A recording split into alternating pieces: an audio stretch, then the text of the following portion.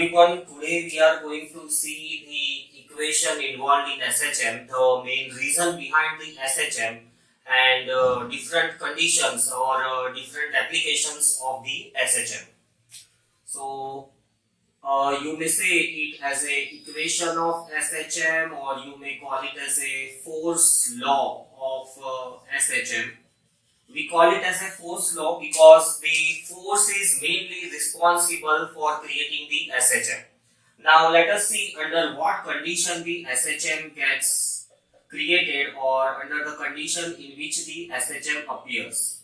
So I have drawn a pendulum, right? It undergoes the oscillations. Let us say at any time t, the bob is over here making an angle theta with its mean position. So since the bob is over here, let us say the direction of the displacement is towards the extreme position, and in which direction the restoring force will be. Let us try to evaluate. Weight mg acts in the downward direction, resolving the weight mg, right? Mg cos theta, it balances up the tension in the string, and mg sin theta, it is the force, it is the restoring force which tries to bring the SHM in its initial position or towards the mean position. So when we say SHM, right, in that case the first thing to be kept in mind is that force, right, it is proportional to the displacement. And if you see in detail, the displacement is towards the extreme position, restoring force is towards the mean position. So we will modify it as that the force is proportional to the negative of the displacement. Another observation which can be made is force, it is always directed towards the mean position.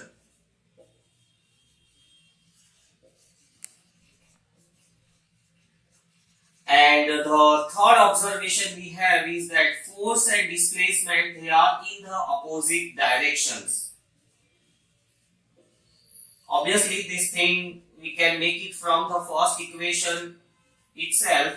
So this is what makes up a SHM. The important thing is force, a restoring force. We call it as a restoring force because force, it is in opposite direction to that of the displacement. That is the main criteria for the SHM. And the another criteria we have is force must always be directed towards the mean position. So let us write down these observations in a mathematical format. Right, force, it is proportional to the displacement. Removing proportionality sign, we put one constant k, and hence we have a equation of the SHM, a standard equation of the SHM. You can represent the force by small f or by the capital F. I use capital F over here. K, it is called as force constant. It is also called as a SHM constant. Many books call it as a spring constant too. Spring constant is the widely used word. That K, it is a spring constant, and its dimensions are Newton. Its unit is Newton per meter. You can calculate the dimension for yourself.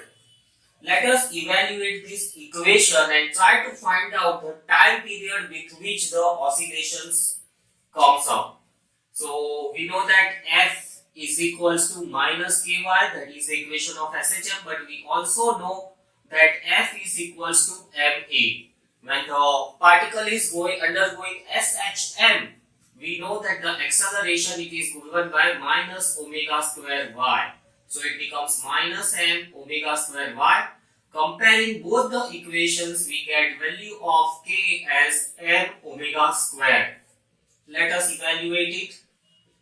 Omega is 2 pi by t square, and t square can be written as 2 pi square m by k. So t is equals to 2 pi under root of m by k. This is the time period with which the oscillations occur. Now this is the equation for the linear SHM. Linear SHM, the spring undergoes the linear SHM. You may, instead of pendulum, you may also consider a spring, right? Rigidly connected to the one end, and the other end has a mass m. If the spring is extended by the distance Why? Right? Restoring force will act in the opposite direction, and so the oscillations of the spring will also begin. So this is the case of the linear SHM, but here we see the displacement occurs in the form of some angle, that is the SHM occurs in the form of angular SHM we call it as. So here, writing more about the linear SHM, you can find out the time period of any object undergoing SHM by writing its mass, and K stands for spring constant.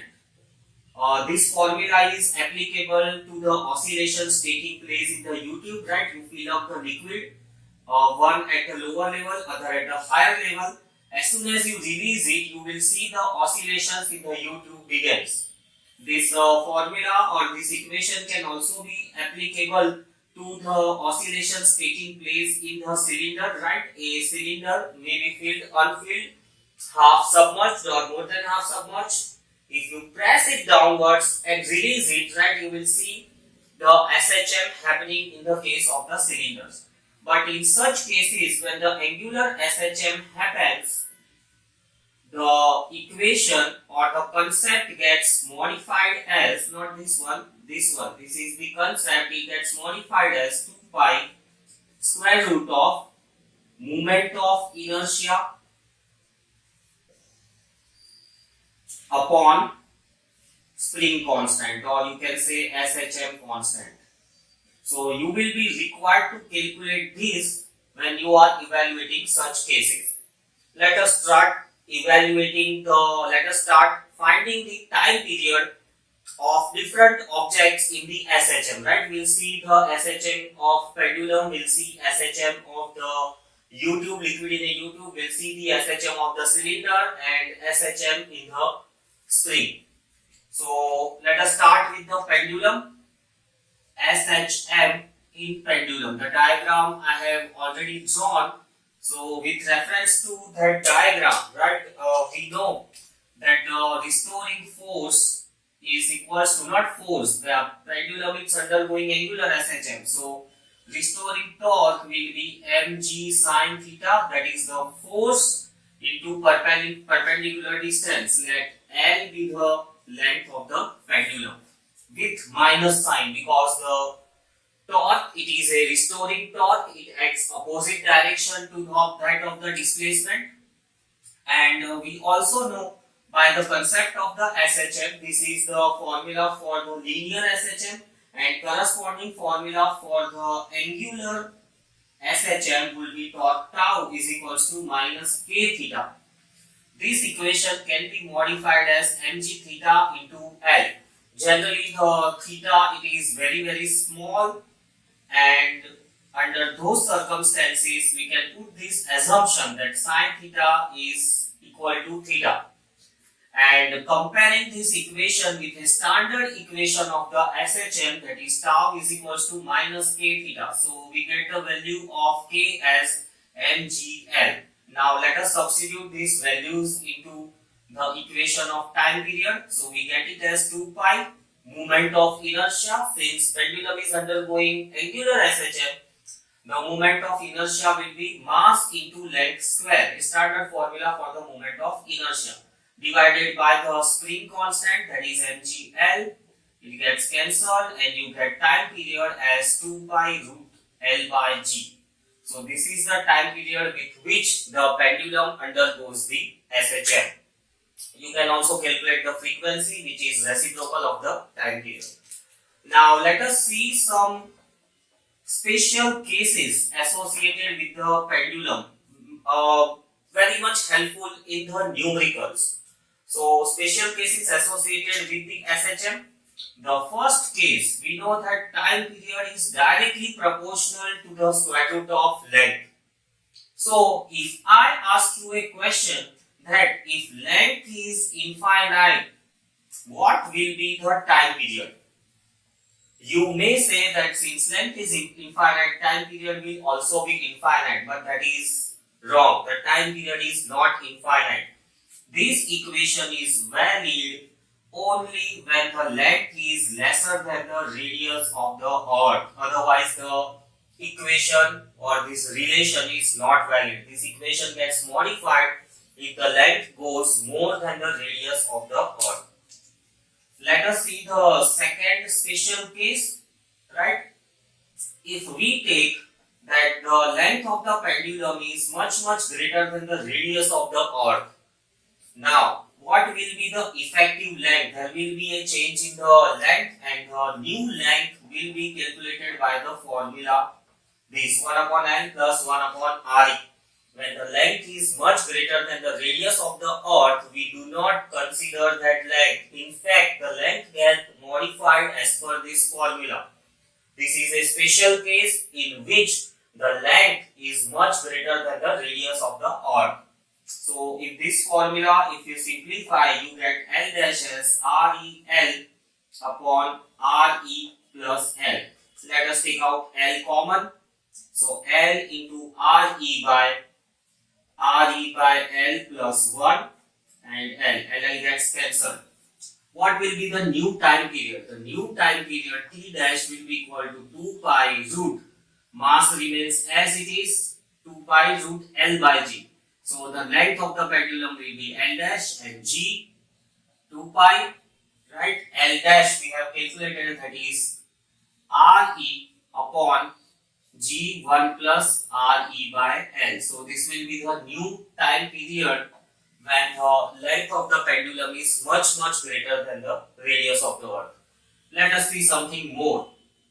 In case if the length is infinite, it gives or it leads us to one more conclusion, that 1 upon L is 0. We know that something upon 0 is infinite. So when L is infinite, this can be rewritten as 1 upon L equal to 0. It's an important mathematical concept.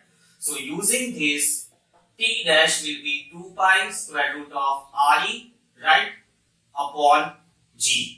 And this value, when you substitute, you know all are constant. Radius of the earth 6400 kilometer and gravity 9.8 meters per second square. You get this value as 84.6 minutes. So time period never becomes infinite, especially when the length is much more than Re. The maximum time period which we can obtain is 84.6 minutes.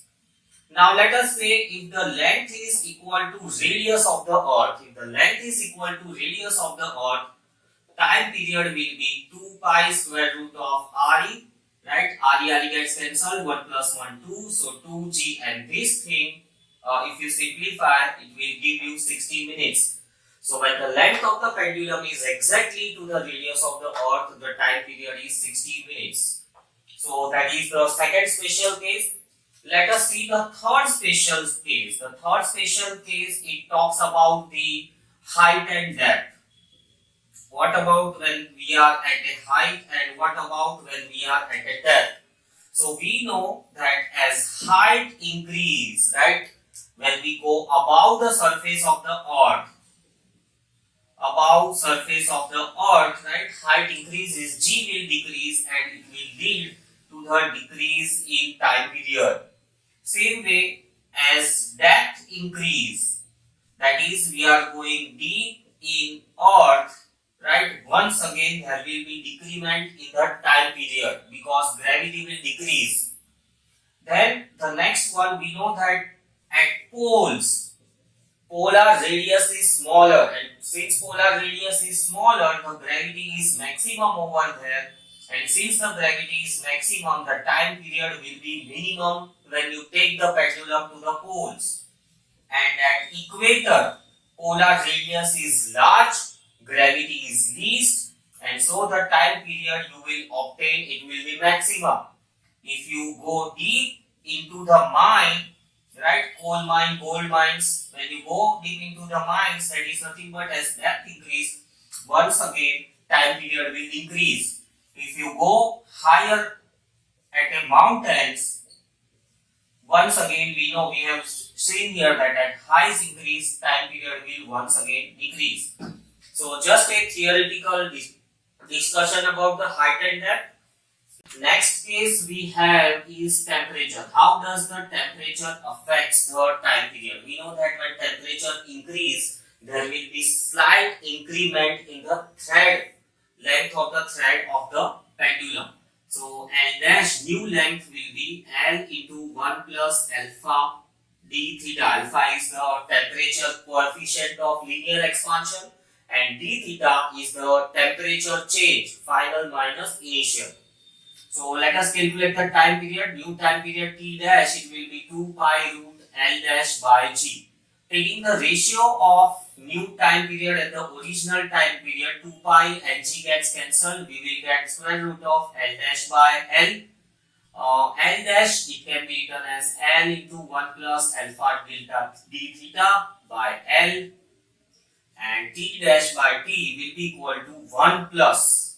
Here we have applied some binomial expansion. The square root, which was as a power 1 by 2, power 1 by 2 gets multiplied with the second term. It's a application of a binomial theorem. So finally you can say that this is the condition when the temperature increases. If we want to find out the percentage increment, so let us do it. Taking 1 on the left hand side, T dash minus T upon T multiplying with 100, this is a fractional increment in the temperature, and converting it into percentage, we get half multiplied by 100, so that becomes 50. So percentage increase in time period will be equal to 50 alpha d theta. So this is the another conclusion, right? When the temperature increases, right, this will be the percentage change in the new time period, and this equation would be helpful in calculating the new time period. New time period T dash will be equal to T into 1 plus half alpha d theta. Let us see next case. If the bob is very heavy, because of heaviness, there will be some extension in the string. Since the extension is created due to mass, we will use Young's modulus. So we may say that it is the change in time period due to elasticity. Let us find out the Young's modulus, which is given by stress upon strain. Stress is force that will be due to weight upon area pi r square. R is the radius of the string, and strain will be change in length upon original length. So this will be the gamma. Let us find out the new time period. So new time period T dash will be equal to 2 pi root new length. New length will be original length plus change in length divided by G. Let us take out L common. So when we take L common, G with it becomes 1 plus delta L by L. Let us substitute this value in terms of the Young's modulus. So it will be square root of L by G 1 plus delta L by L. It can be written as mg by Young's modulus into pi r square. So this will be the time period when the elasticity we consider. Next case we have is variation in the time period because of the density. So let us see that.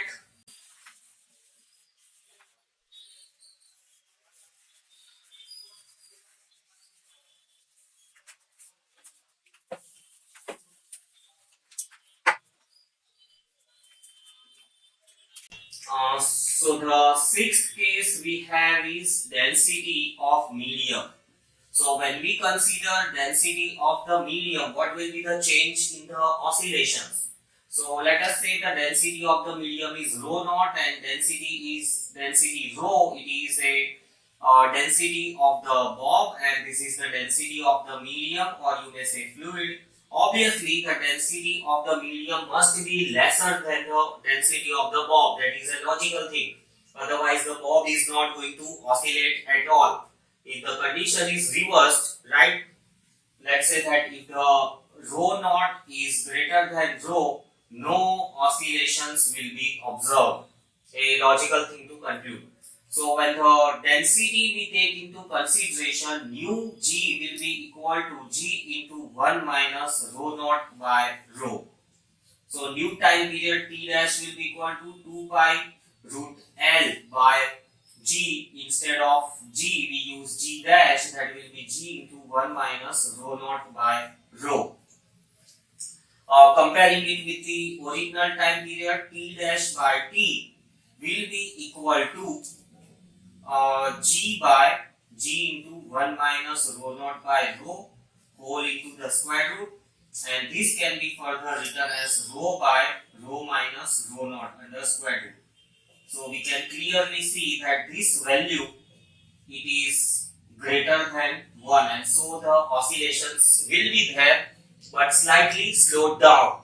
Same way, if you try to evaluate this condition, here you will find that the value becomes less than 1, and so the oscillations are questionable or they won't happen.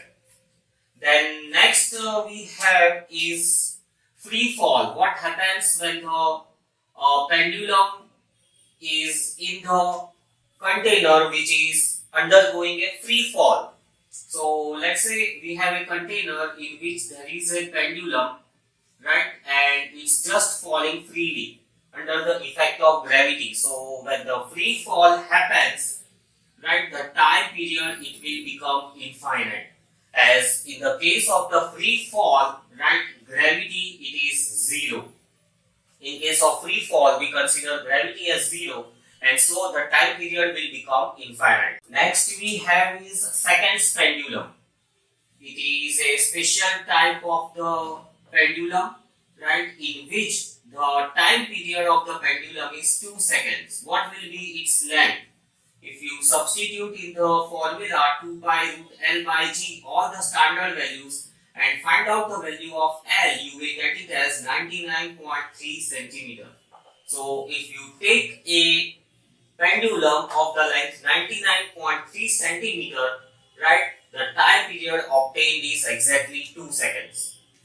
Now let us see one more case we have, that is it is pendulum is under the box, right? It is under the box, and let us say the box is going up with some acceleration equal to A. So new time period will be 2 pi. Since it is going upward, the effective acceleration will decrease. It's a non-inertial frame of reference, and so the effective acceleration will be G minus A. Sorry, it will be G plus A. When the object is going upward, right, effective acceleration will be G plus A, and when it is going downward with the acceleration A, the time period will be 2 pi root L by G minus A. From this case itself, if we take a free fall, under a free fall, acceleration is equal to G, and so the time period will become L by G, and so it will be infinite. That is what we have taken. Here it's not actually G equal to 0, it's actually the net acceleration will be 0.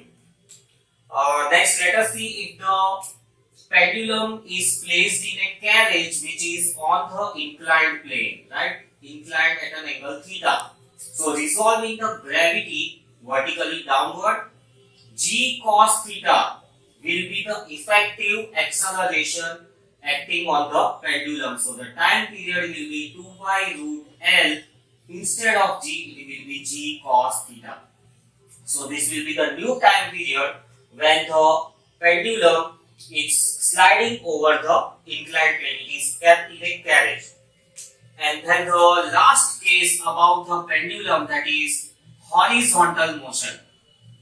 So when the pendulum is undergoing horizontal motion in a carriage, right, let's say the carriage has an acceleration A, obviously the gravity is acting in the downward direction, so effective G will be somewhere here. So the time period, new time period will be L by G. Effective G dash we will calculate as square root of G square plus A square. So that is about the various cases of the simple pendulum.